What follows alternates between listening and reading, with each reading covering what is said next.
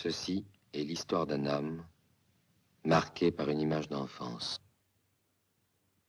La scène qui le troubla par sa violence et dont il ne devait comprendre que beaucoup plus tard la signification, eut lieu sur la grande jetée d'Orly, quelques années avant le début de la Troisième Guerre mondiale.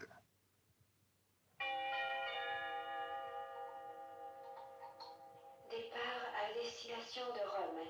Vol Alitalia 333. Embarquement À Orly, le dimanche, les parents mènent leurs enfants voir les avions en partance. De ce dimanche, l'enfant dont nous racontons l'histoire devait revoir longtemps le soleil fixe, le décor planté au bout de la jetée et un visage de femme.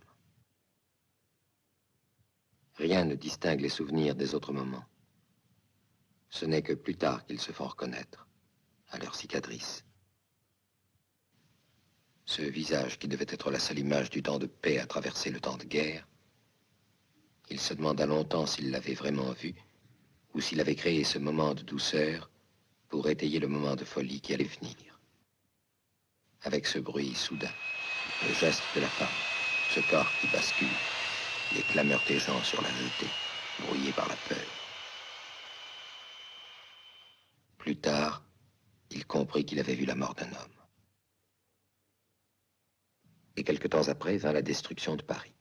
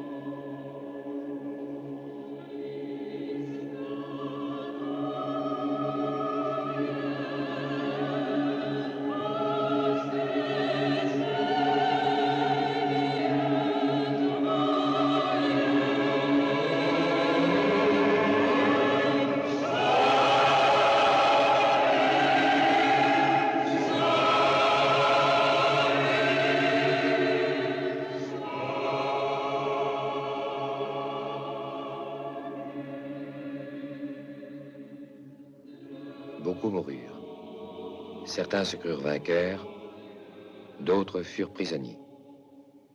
Les survivants s'établirent dans le réseau des souterrains de Chaillot. La surface de Paris, et sans doute de la plus grande partie du monde, était inhabitable, pourrie par la radioactivité. Les vainqueurs montaient la garde sur un empire de rats. Les prisonniers étaient soumis à des expériences qui semblaient fort préoccuper ceux qui s'y livraient.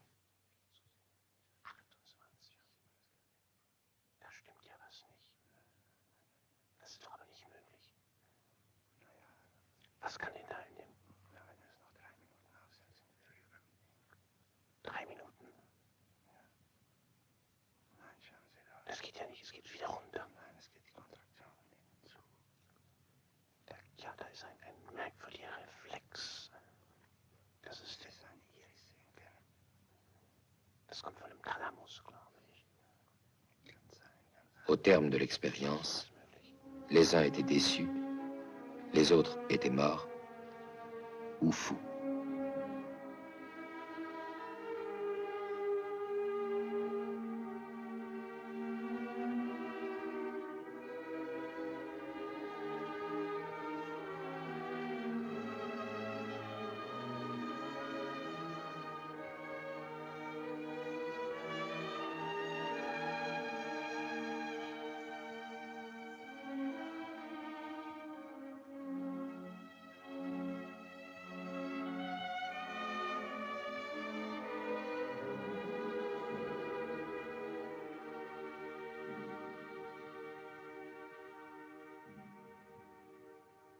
C'est pour le conduire à la salle d'expérience qu'on vint chercher un jour, parmi les prisonniers, l'homme dont nous racontons l'histoire.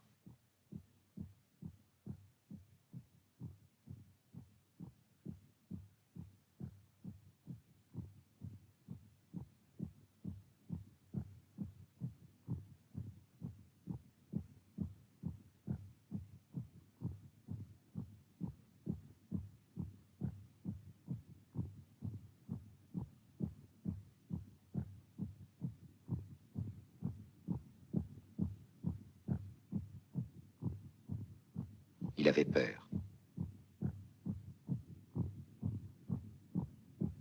Il avait entendu parler du chef des travaux. Il pensait se trouver en face du savant fou, du docteur Frankenstein.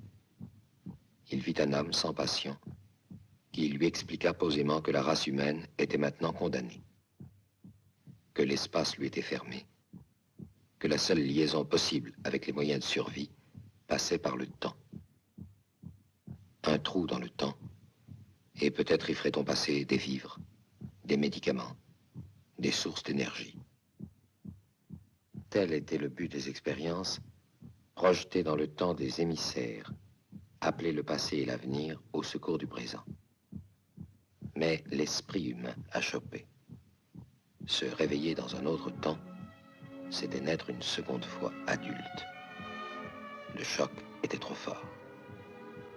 Après avoir ainsi projeté dans différentes zones du temps des corps sans vie ou sans conscience, les inventeurs se concentraient maintenant sur des sujets doués d'images mentales très fortes. Capables d'imaginer ou de rêver un autre temps, ils seraient peut-être capables de s'y réintégrer. La police du camp épiait jusqu'au rêve. Cet homme fut choisi entre 1000 pour sa fixation sur une image du passé.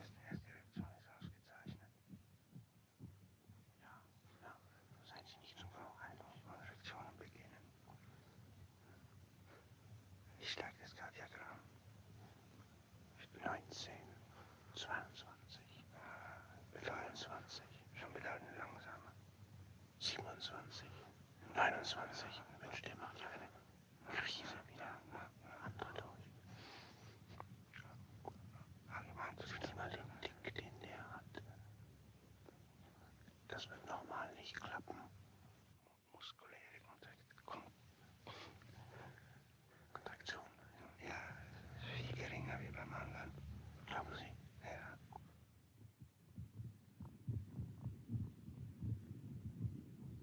Au début, rien d'autre que l'arrachement au temps présent et ses chevalets. On recommence.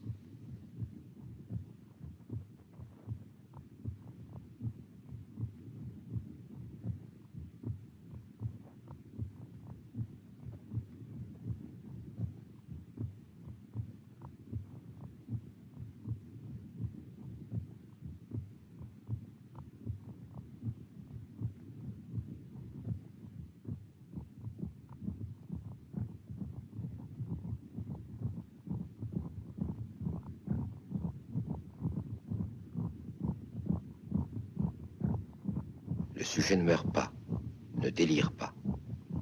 Il souffre. On continue.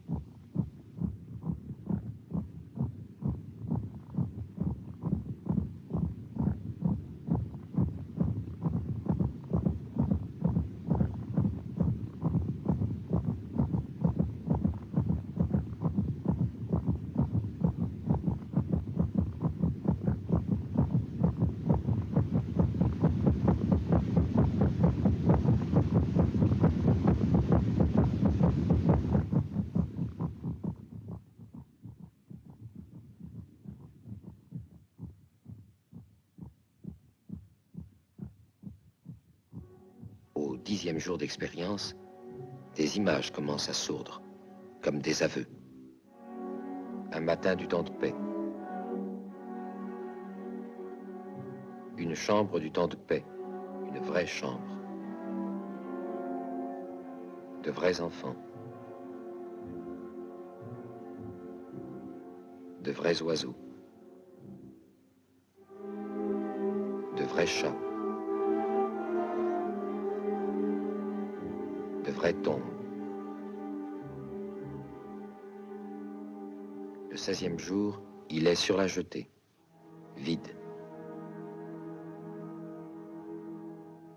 Quelquefois, il retrouve un jour de bonheur, mais différent.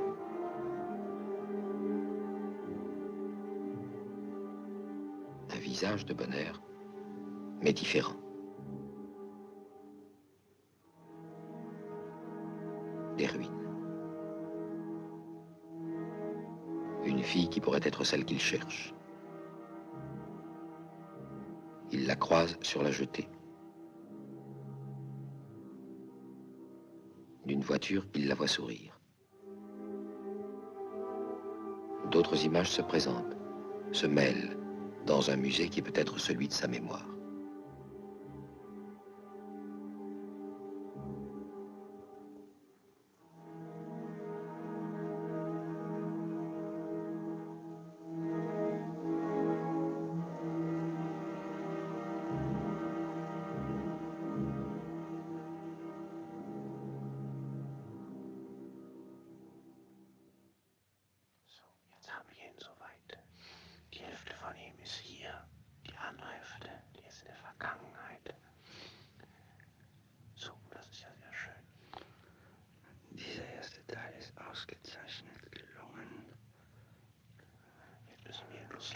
Le 30e jour, la rencontre a lieu.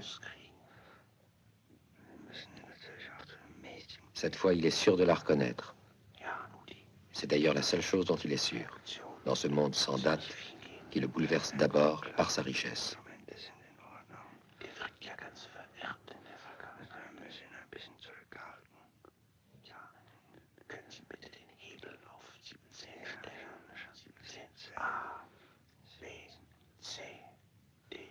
Autour de lui, des matériaux fabuleux. Le verre, le plastique, le tissu éponge. Lorsqu'il sort de sa fascination, la femme a disparu.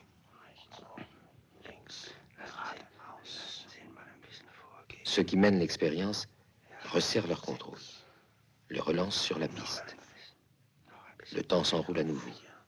L'instant repasse.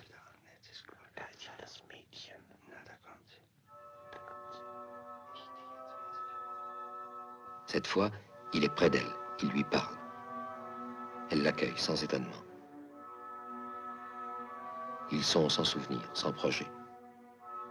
Leur temps se construit simplement autour d'eux, avec pour seul repère le goût du moment qu'ils vivent et les signes sur les murs.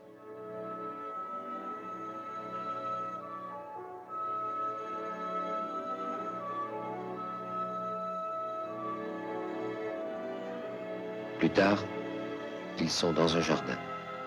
Il se souvient qu'il existait des jardins.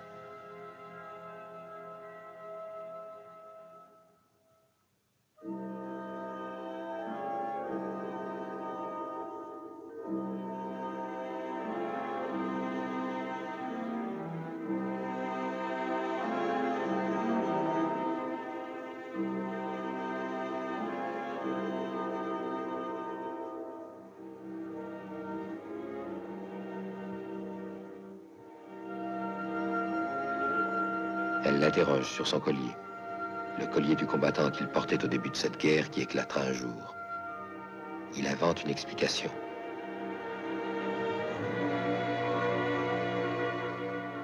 Il s'arrête devant une coupe de séquoia couverte de dates historiques.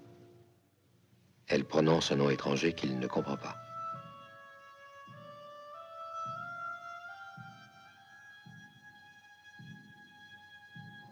Comme en rêve, il lui montre un point hors de l'arbre. Il s'entend dire « Je viens de là ». Et il retombe à bout de force. Puis, une autre vague du temps le soulève. Sans doute lui fait-on une nouvelle piqûre.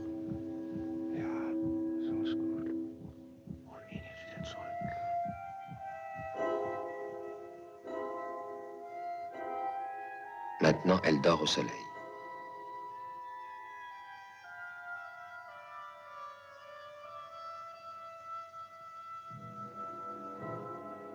Il pense que dans le monde où il vient de reprendre pied, le temps d'être relancé vers elle, elle est morte.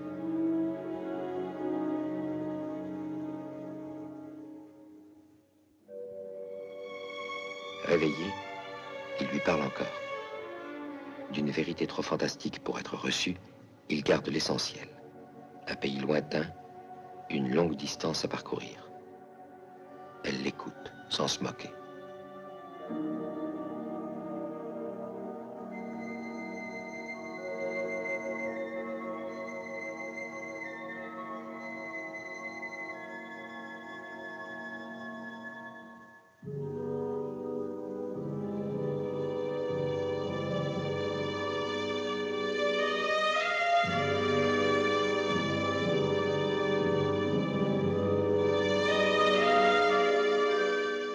Est-ce le même jour? Il ne sait plus. Ils vont faire comme cela une infinité de promenades semblables, où se creusera entre eux une confiance muette, une confiance à l'état pur, sans souvenir, sans projet, jusqu'au moment où ils sentent devant eux une barrière. Ja. 6, 5, 4, 3, 2,5.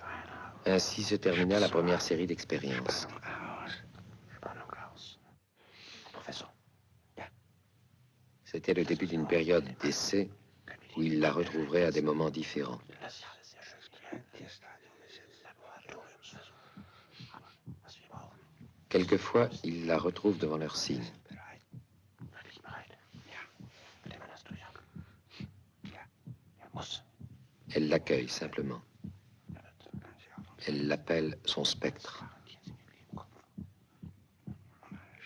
Un jour, elle semble avoir peur.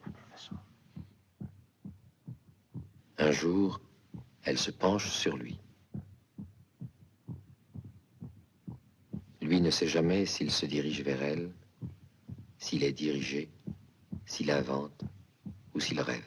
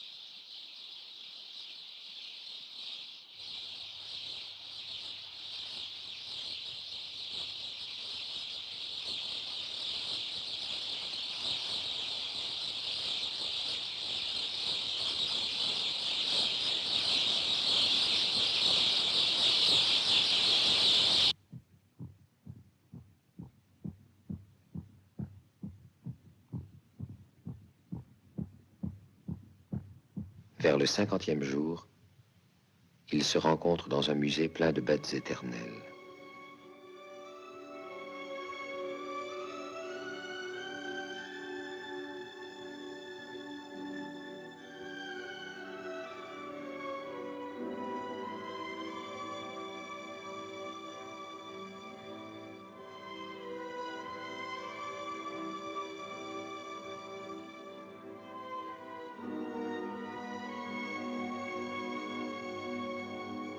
Maintenant, le tir est parfaitement ajusté. Projeté sur l'instant choisi, il peut y demeurer et s'y mouvoir sans peine.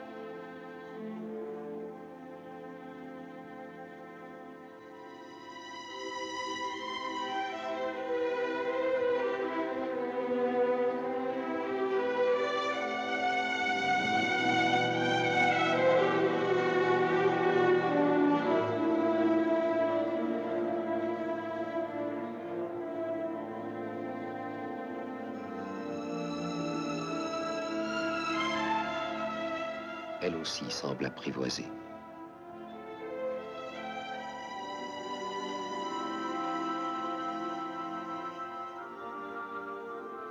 Elle accepte comme un phénomène naturel les passages de ce visiteur qui apparaît et disparaît, qui existe, parle, rit avec elle, se tait, l'écoute et s'en va.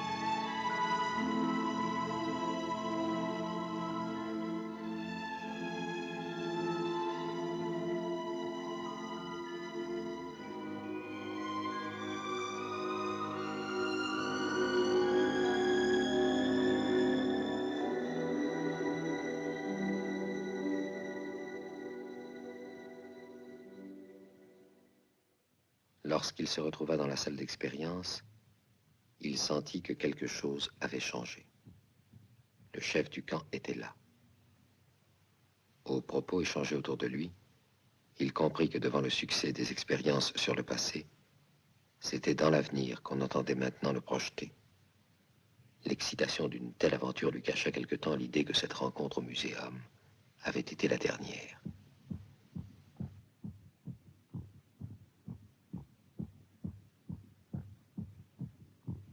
L'avenir était mieux défendu que le passé. Au terme d'autres essais encore plus éprouvants pour lui, il finit par entrer en résonance avec le monde futur. Il traversa une planète transformée. Paris reconstruit. 10 000 avenues incompréhensibles.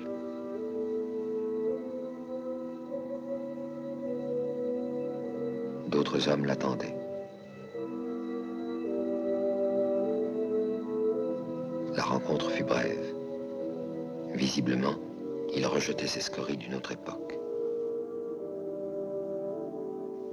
Il récita sa leçon. Puisque l'humanité avait survécu, elle ne pouvait pas refuser à son propre passé les moyens de sa survie.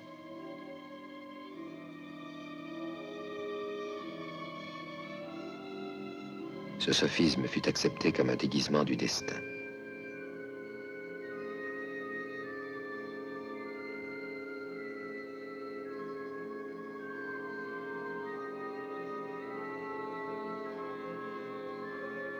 On lui donna une centrale d'énergie suffisante pour remettre en marche toute l'industrie humaine, et les portes de l'avenir furent refermées.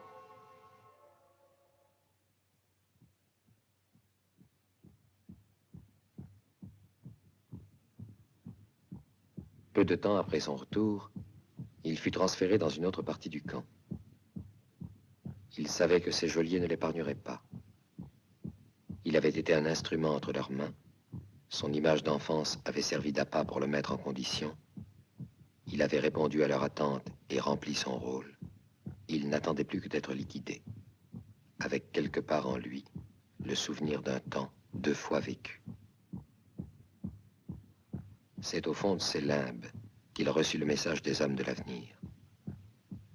Eux aussi voyageaient dans le temps, et plus facilement.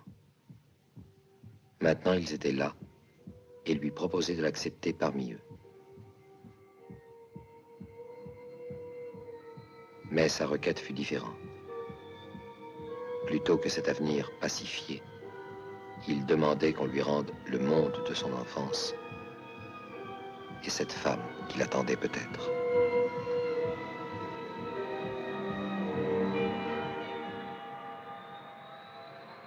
Une fois sur la grande jetée d'Orly, dans ce chaud dimanche d'avant-guerre où il allait pouvoir demeurer, il pensa avec un peu de vertige que l'enfant qu'il avait été devait se trouver là aussi à regarder les avions. Mais il chercha d'abord le visage d'une femme au bout de la jetée.